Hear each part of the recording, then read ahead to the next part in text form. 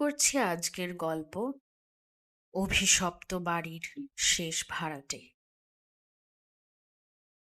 লোকে বলে এই বাড়িতে যেই রাত কাটাতে আসে সে নাকি আর জীবিত ফেরে না। তো আজ রাতে আমি সেই গল্পেরই শেষ দেখতে এসেছি। আমার নাম আকাশ, আর আমি সম্ভবত এই অভিশপ্ত বাড়ির শেষ ভাড়াটে। অবশ্য যদি সকালটা দেখার সুযোগ পাই। নমস্কার বন্ধুরা, আমি আকাশ, আর আপনারা দেখছেন সত্যের সন্ধানে। আমার কাজটা তো আপনারা জানেনই, সে সমস্ত লোককথা বা কিংবদন্তির পেছনের সত্যিটা খুঁজে বের করা, যা আমাদের মনে ভয় জাগায়। আর ভয়ের কথা যদি বলতেই হয়, তাহলে মুর্শিদাবাদের এই রায়চৌধুরী ভিলার নামটা আসবেই। প্রায় 200 বছরের পুরনো এই বাড়িটা নিয়ে কত যে গল্প। স্থানীয়রা বলেন এই বাড়িতে নাকি আজও এক অতৃপ্ত আত্মা ঘুরে বেড়ায়, এক নববধূর আত্মা। নাম ছিল দামিনী। 100 বছরেরও বেশি আগে, ঠিক নিজের বিয়ের রাতেই নাকি এই বাড়িতেই তার মৃত্যু হয়। আর সেই থেকে সে এই বাড়ি ছেড়ে যায়নি। শোনা যায় এরপর যতজনই এখানে রাত কাটানোর সাহস করেছে, হয় সে পাগল হয়ে গেছে, নয়তো তাকে আর খুঁজে পাওয়া যায়নি। এসব গল্প আপনারা শুনেছেন, আমিও শুনেছি। কিন্তু একজন সাংবাদিক হিসেবে আমার কাজ হলো ফ্যাক্ট আর ফিকশনের মধ্যে তফাৎটা খুঁজে বের করা। তাই ভয়কে নয়, আমি বাস্তবকে জানতে চাই। আর সেজন্যই আজ আমি এখানে। সঙ্গে আছে আমার ক্যামেরা, কিছু গ্যাজেটস আর আমার কৌতূহল। আজ রাতে আমি এই রায়চৌধুরী ভিলাতেই থাকবো, একা। আর কাল সকালে আপনাদের দেখাবো যে এই সব গল্প আসলে আমাদের মনের ভয় ছাড়া আর কিছুই নয়। চলুন আমার সাথেই থাকুন এই সত্যের সন্ধানে।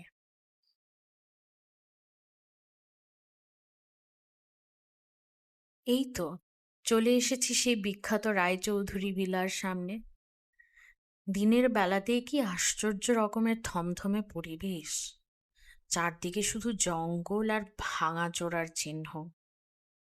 দেখলেই বোঝা যায় কত বছর এখানে মানুষের পা পড়েনি। চলুন ভেতরে গিয়ে দেখা যাক। বাড়ির ভেতরটা একবার দেখুন। ধুলো, মাকড়সার জাল আর বাদুড়ের গন্ধ। একটা পরিত্যক্ত বাড়ি ঠিক যেমন হয় তেমনই। এখানকার এক বয়স্ক মানুষের সাথে কথা হচ্ছিল আমার। উনি আমাকে যা বললেন শুনবেন। উনি বললেন, ওই বাড়িতে যেও না বাবা, ওটা দামিনীর বাড়ি। ওর অভিশাপ লেগে আছে ওই মাটির সাথে। 100 বছর আগে ওকে ওর স্বামী নিজের হাতে খুন করেছিল। সেই থেকে ওর আত্মা মুক্তি পায়নি। রাতে ওর কান্নার আওয়াজ, নুপুরের শব্দ পাওয়া যায়। ওকে বিরক্ত করলে ও ছেড়ে কথা বলে না। শুনলেন তো? ভয়, কুসংস্কার আর পুরোনো দিনের গল্প।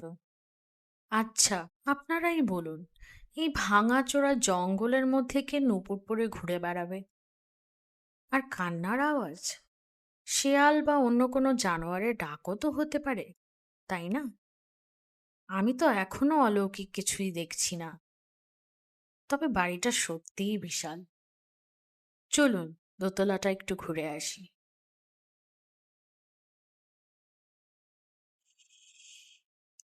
এই দেখুন, মনে হচ্ছে এটা বাচ্চাদের খেলার ঘর ছিল। একটা ভাঙা কাঠের ঘোড়া পড়ে আছে। ঠিক এই জিনিসগুলোই রাতের অন্ধকারে আমাদের মনে ভয় তৈরি করে। আসলে আমাদের মস্তিষ্কই আমাদের সাথে খেলা করে। তবে আসল পরীক্ষা তো রাতে। আমি আমার ক্যামেরাগুলো বাড়ির বিভিন্ন জায়গায় লাগিয়ে দিয়েছি। একটা এই হল ঘরে, একটা দোতলার বারান্দায়, আর একটা ওই করিডোরের শেষে। দেখি রাতের অন্ধকারে আমার ক্যামেরায় কি ধরা পড়ে। এখন শুধু রাত নামার অপেক্ষা। এখন রাত প্রায় 10টা। এখনো পর্যন্ত অস্বাভাবিক কিছুই ঘটেনি বা চোখে পড়েনি। ঝিঝি পোকার ডাক ছাড়া চারিদিক একেবারে চুপচাপ। সত্যি বলতে আমার তো ঘুম পাচ্ছে। যে জায়গাকে সবাই অভিশপ্ত বলে, সেটা আমার কাছে বেশ শান্তিপূর্ণই লাগছে। শুনলেন? একটা শব্দ হলো না দোতলা থেকে? মনে হলো যেন কোনো ধাতব কিছু একটাতে টোকা পড়লো। সম্ভবত ইঁদুর বা ওই জাতীয় কিছু হবে। পুরোনো বাড়িতে এসব শব্দ হওয়াটা খুবই স্বাভাবিক। অযথা ভয় পেয়ে লাভ নেই। যুক্তির পথ ছাড়লে চলবে না।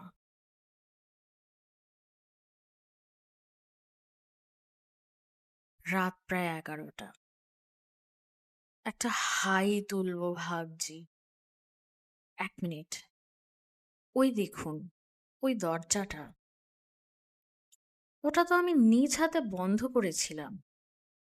এখানে তো এতটুকু হাওয়াও নেই। ওটা ওটা তো নিজে থেকেই খুলে গেল। চলুন তো দেখি গিয়ে ব্যাপারটা কি। এখানে তো কিছুই নেই। ঘরটা একদম ফাঁকা। তাহলে দরজাটা খুললো কি করে? বাতাসের চাপ? নাকি পুরোনো কাঠের দরজা বলে জ্যামটা আলগা হয়ে গেছে? হতেই পারে। সবকিছুতে অশরীরী আছে ভাবাটা বোকামি। আমি আবার দরজাটা বন্ধ করে দিচ্ছি। কে? কে ওখানে? কে কাঁদছে? দেখুন, এটা একদমই মজার বিষয় নয়। যদি কেউ আমার সাথে মজা করার চেষ্টা করেন, আমি বলে দিচ্ছি, ফল ভালো হবে না। চারিদিক আবার আগের মতোই চুপচাপ। আমার নিঃশ্বাসের শব্দ ছাড়া আর কিছুই শোনা যাচ্ছে না। 1 মিনিট। আমার ল্যাপটপে বারান্দার ক্যামেরাটা অফলাইন কেন দেখাচ্ছে? কানেকশন তো ঠিকই ছিল। এটা কি করে সম্ভব? আর ওই কান্নার শব্দটাই বা কার ছিল? আমি জানি আমি এখানে একা। তাহলে কি সবটাই আমার মনের ভুল? না, এত স্পষ্ট আওয়াজ মনের ভুল হতে পারে না। আমার সব বিশ্বাস, সব যুক্তি কেমন যেন গুলিয়ে যাচ্ছে।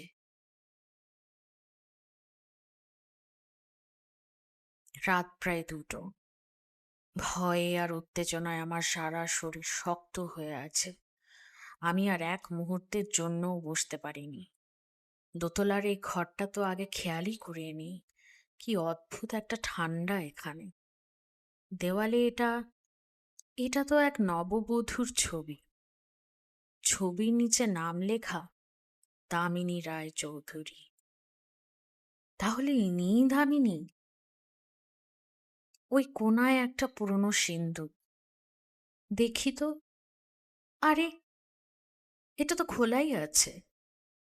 ভেতরে পুরনো শাড়ি, গয়না।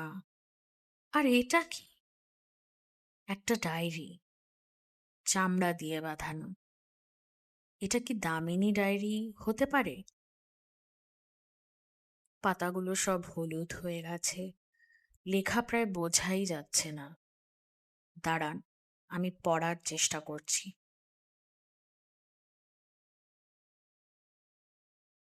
এখানে লেখা, আজ আমার জীবন ধন্য হলো। দেবের সাথে আমার বিবাহ স্থির হয়েছে। ওর মতো মানুষ হয় না। আমি পরের পাতায় যাই। বিয়ের আর মাত্র 7 দিন বাকি। কিন্তু আমার মনটা কেন জানি ভারাক্রান্ত। দেবীর দাদা দুর্জয়বাবুর চোখের দৃষ্টি আমার ভালো লাগে না। আমি একেবারে শেষ পাতায় চলে যাচ্ছি। সর্বনাশ! এখানে যা লেখা আছে। আজ আমার বিয়ের রাত। কিছুক্ষণ আগে দুর্জয়বাবু আমার ঘরে এসেছিলেন। তিনি তিনি আমার সম্মান নষ্ট করতে চেয়েছিলেন। আমি বাধা দিতেই তার হাতের ছোড়া আমার আমার নিঃশ্বাস কেড়ে নিল। দেব, আমি তোমায় আর পেলাম না, কিন্তু আমার আত্মা এই বাড়ি ছেড়ে যাবে না। আমি ওই শয়তানকে ছাড়ব না।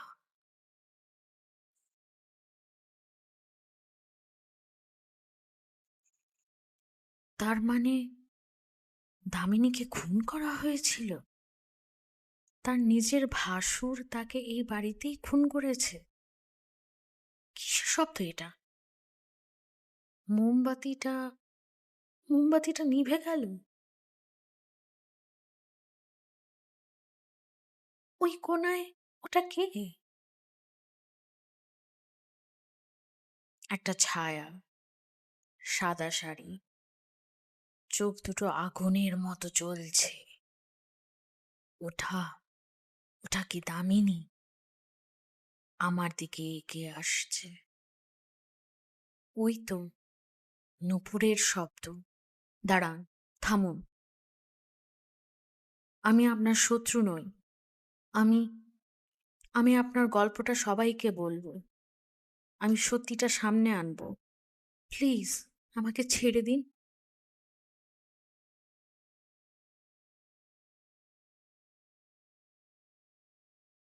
ভোর হয়েছে। রাতের সেই ভয়ঙ্কর অভিজ্ঞতার আর কোনো চিহ্নই নেই। শুধু মেঝেতে পড়ে আছে দামিনীর ভাঙা ছবি আর সেই ডায়েরিটা। আমি বিধ্বস্ত, কিন্তু আমি বেঁচে আছি। আমি এসেছিলাম একটা কিংবদন্তিকে ভুল প্রমাণ করতে।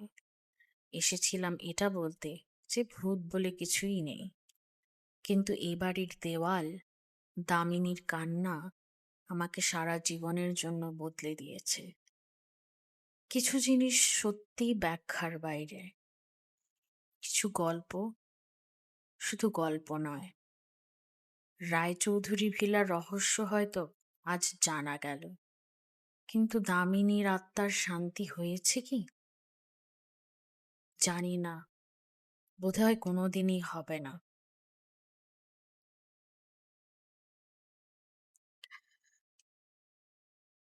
গল্পটি এখানেই শেষ। আচ্ছা, আপনাদের জীবনেও কি এমন কোনো